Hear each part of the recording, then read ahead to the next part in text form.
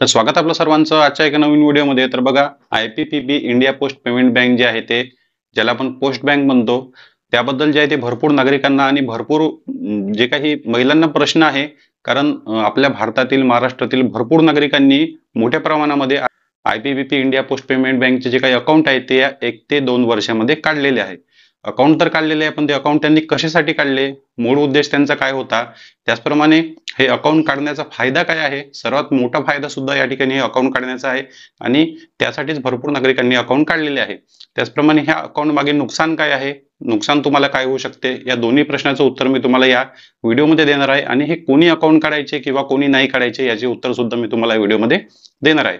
त्यासाठी व्हिडिओ पूर्ण पहा. चॅनलवर नवीन असेल तर व्हिडिओला लाईक आणि चॅनलला सबस्क्राईब नक्की करा. तर व्हिडिओ स्टार्ट करूया. तर बघा, सर्वात पहिला मुद्दा म्हणजे या अकाउंटचा फायदा.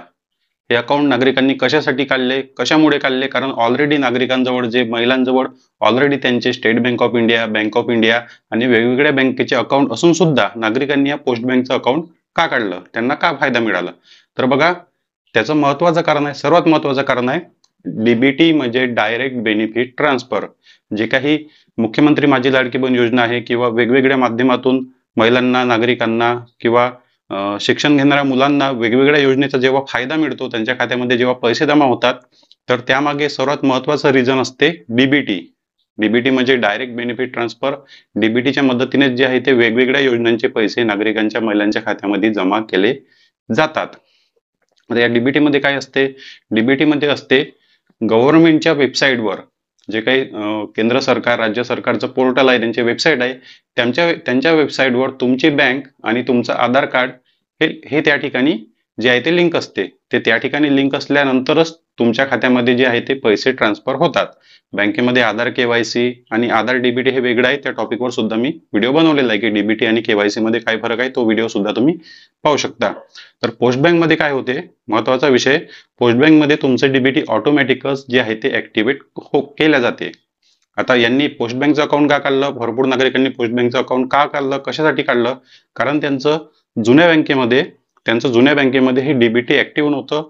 त्यामुळे डीबीटी ऍक्टिव्ह नसल्यामुळे त्यांना त्या योजनेचा लाभ त्या खात्यामध्ये मिळत नव्हता आणि बँकेमध्ये अर्ज देऊन सुद्धा त्यांचं डीबीटी त्या बँकेमध्ये ऍक्टिव्ह होत नव्हतं. त्यामुळे मग त्यांना माहित झालं की आयपीबीपी इंडिया पोस्ट पेमेंट बँकचं अकाउंट काढल्यानंतर ऑटोमॅटिकच आपलं अकाउंट हे डीबीटी ऍक्टिव्ह होते आणि योजनेचे पैसे येण्याला सुरुवात होतात, म्हणजे सोपं होते. त्यामुळे सर्वात महत्वाचा पॉइंट या ठिकाणी आहे, जास्तीत जास्त अकाउंट काढण्याचं जो काही कारण आहे ते आहे डीबीटी होणे. पोस्ट बँकचं अकाउंट ऑटोमॅटिकच 2 ते 3 दिवसामध्ये डीबीटी ऍक्टिव्ह होऊन जाते, कारण ते गव्हर्नमेंटची बँक आहे आणि गव्हर्नमेंटच्या सर्व्हरवर त्याबद्दल माहिती दिलेली आहे. त्यामुळे भरपूर नागरिकांनी जे आहे ते कोणत्याही योजनेचा लाभ घेण्यासाठी पोस्ट बँकचं, आयपीपीबी इंडिया पोस्ट पेमेंट बँकचं अकाउंट काढलेलं आहे, कारण त्यांचं जुन्या बँकेमध्ये डीबीटी ऍक्टिव्ह होत नव्हतं. हे सर्वात जास्त कारण आहे की महिलांनी, नागरिकांनी योजनेचा लाभ घेण्यासाठीच, फक्त योजनेचा लाभ घेण्यासाठी मोठ्या प्रमाणामध्ये पोस्ट बँकचं अकाउंट काढलेलं आहे. यापैकी काही नागरिक असे असतील की त्यांनी व्यवहार करण्यासाठी काढलेला असेल किंवा इतर कामांसाठी काढलेलं असेल, पण 90% लोक योजनेचा लाभ घेण्यासाठी अकाउंट काढलं, कारण ते अकाउंट डीबीटी ऍक्टिव्ह लवकर होते. आणि बघा, या अकाउंटमध्ये जे आहे ते बाकी बँकेसाठी जास्त डोकेदुखी सुद्धा नाही. तुम्हाला डायरेक्ट तुमच्या बँकेमध्ये, पोस्ट बँकमध्ये जायचं आहे, तुमचा थंब लावला की तुम्ही पैसे काढून घेऊ शकता. केवायसी करण्याचा सुद्धा जास्त प्रॉब्लेम नाही. तुम्ही थंब लावला की प्रॉब्लेम नाही. दरवेळेला तुम्हाला केवायसी करण्याची गरज, तुम्हाला सारखी दरवर्षी 2-3 वर्षानंतर केवायसी सुद्धा करण्याची गरज पडत नाही. जर तुम्ही थंब लावून रेग्युलर वर्षातून 1-2-3 वेळा पैसे काढत असाल तर तुम्हाला केवायसी करण्याची सुद्धा गरज पडत नाही. मेंटेनन्स सुद्धा खूप जास्त लो आहे. जास्त काही सर्व्हिस चार्जेस किंवा एक्स्ट्रा चार्जेस तुमच्याकडून घेतले जात नाही. फक्त 200 रुपयामध्ये तुमचं अकाउंट निघते. 200 रुपयामधून तुमचे 175 रुपये डीबीटी ऍक्टिव्ह होण्याचे, बँक अकाउंट ऍक्टिव्ह होण्याचे चार्जेस कटतात आणि 25 रुपये तुमच्या खात्यात जमा होते आणि लगेचच तुम्ही दिवसभरामध्ये, म्हणजे त्याच दिवशी तुम्ही तुमचं अकाउंट वापरू शकता. आणि बघा, आता सर्वात महत्वाचा पॉईंट म्हणजे या ठिकाणी काय, तर नुकसान काय आहे, याचे नुकसान काय आहे? तर सर्वात पहिलं बघा, महत्वाचं नुकसान या ठिकाणी मी तुम्हाला सांगत आहे डीबीटी. परत डीबीटीवरच आपण आलो. डीबीटीचंच नुकसान या ठिकाणी आहे. बघा, नुकसान काय आहे? डीबीटी ऑटोमॅटिक ऍक्टिव्ह होणे.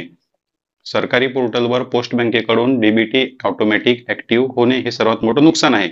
कारण बघा, तुम्हाला जर ऑलरेडी तुमचे दुसऱ्या बँकेमध्ये पैसे येत असतील, ऑलरेडी जर तुमचे state bank of India, bank of Maharashtra, bank of India, Canara bank, Baroda bank अशा कोणत्याही बँकेमध्ये जर तुमचे ऑलरेडी पैसे जमा होत असतील आणि त्यापासून तुम्हाला प्रॉब्लेम काहीच नाही, तुम्हाला बँक बदलवायची नाही, तुम्हाला त्याच बँकेमध्ये पैसे जमा करायचे आहे आणि जर तुम्ही काहीतरी टाइमपास म्हणून किंवा बाकी लोक अकाउंट काढत आहे किंवा आपलं एखादं सेकंडरी अकाउंट आपल्याला पाहिजे किंवा आपण व्यवहार करू, या कारणामुळे जर तुम्ही अकाउंट काढत असेल तर अकाउंट काढू नका. यावेळेस काय होईल, जे काही तुमचं जुनी बँक आहे, जुन्या बँकेमधून ऑटोमॅटिकच डीबीटी डिलीट होईल,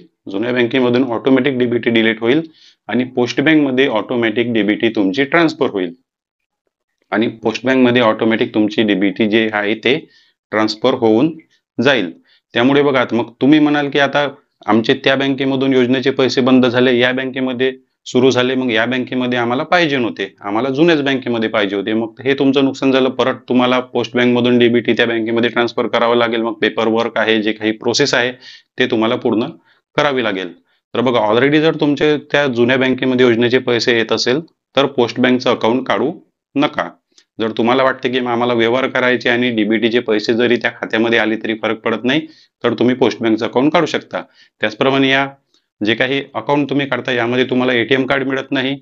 त्यासाठी तुम्हाला जर विड्रॉल करायचा असेल तर तुम्हाला फक्त थंब लावूनच विड्रॉल करावा लागतो. कॅश काढावे लागते आधार केंद्रावरून किंवा तुम्ही पोस्ट बँकमधून हे पैसे काढू शकता. त्या ठिकाणी तुम्हाला जसं फिजिकल एटीएम कार्ड मिळते, बाकी बँकेचं तुम्ही एटीएमच्या मशीनमधून पैसे काढता त्याप्रमाणे तुम्हाला एटीएम कार्ड या ठिकाणी मिळत नाही. फक्त तुम्हाला या ठिकाणी एक IPPB इंडिया पोस्ट पेमेंट बँकची अप्लिकेशन मिळते, जे काही प्लास्टिकचं कार्ड तुम्हाला मिळते. अकाउंट नंबर आणि CIF नंबर दिलेला असतो मागच्या बाजूला, त्याला कस्टमर आयडी म्हणतात. CIF नंबर आणि कस्टमर आयडी ही सारखीच असते. त्या कार्डच्या मदतीने तुम्ही IPPB इंडिया पोस्ट पेमेंट बँकचं जे काही मोबाईल ऍप्लिकेशन आहे ते रजिस्टर करू शकता आणि त्याच्यामधूनच तुम्हाला तुमच्या एटीएमचा फोटो मिळतो. फिजिकल एटीएम मिळत नाही, एटीएम कार्डचा फोटो मिळतो. त्या एटीएम कार्डच्या फोटोच्या मदतीने तुम्ही फोनपे, गुगल पे, पेटीएम हे सुरू करू शकता, ऍक्टिव्हेट करू शकता. फक्त एवढाच विषय आहे, फक्त तुम्हाला त्या ठिकाणी एटीएम कार्ड मिळत नाही. आणि पोस्ट बँकेचा बघा, खूप जास्त टेक्निकल प्रॉब्लेम सुद्धा सुरू असतो. ऑनलाईन पेमेंट जर तुम्ही करत असाल तर पोस्ट बँकेचा जास्तीत जास्त वेळेस बघा टेक्निकल प्रॉब्लेम सुरू असतो. पैसे अटकतात किंवा वेळेवर बॅलन्स चेक होत नाही किंवा वेळेवर पैसे सेंड होत नाही. तर बघा, काही फायदे आहे, त्याचे काही नुकसान सुद्धा आहे. जर तुम्हाला तुमच्या जुन्या बँकेमध्ये डीबीटी ऍक्टिव्ह होत नसेल तरच पोस्ट बँकचं अकाउंट काढा, नाहीतर मग अकाउंट काढू नका. आणि बघा, काही महत्वाचे मुद्दे जे आहेत ते होते यामध्ये आणखी मी व्हिडिओमध्ये घेणार होतो, पण तुमचे प्रश्न काय आहे ते मला माहीत करून घ्यायचं आहे. यामध्ये आणखी तुम्हाला पोस्ट बँकमध्ये तुमचे प्रश्न काही आहे का ते तुम्ही कमेंट बॉक्समध्ये नक्की सांगा. म्हणजे त्या टॉपिकवर मी व्हिडिओ बनवेल किंवा डायरेक्ट तुम्हाला तुमच्या कमेंटचा रिप्लाय सुद्धा मी देईल. त्याचप्रमाणे आणखी एका टॉपिकवर मी व्हिडिओ बनवलेला आहे की पोस्ट बँकचं डीबीटी आणि पोस्ट बँकचं KYC या दोनमध्ये काय फरक आहे. त्यासाठी तुम्ही या व्हिडिओच्या लिंकवर क्लिक करून आता लगेच तो व्हिडिओ पाहू शकता की पोस्ट बँकचं डीबीटी, आधार डीबीटी आणि पोस्ट बँकचे आधार KYC यामध्ये काय फरक आहे. चॅनलवर नवीन असाल तर व्हिडिओला लाईक आणि चॅनलला सबस्क्राईब नक्की करा. भेटूया नेक्स्ट व्हिडिओमध्ये.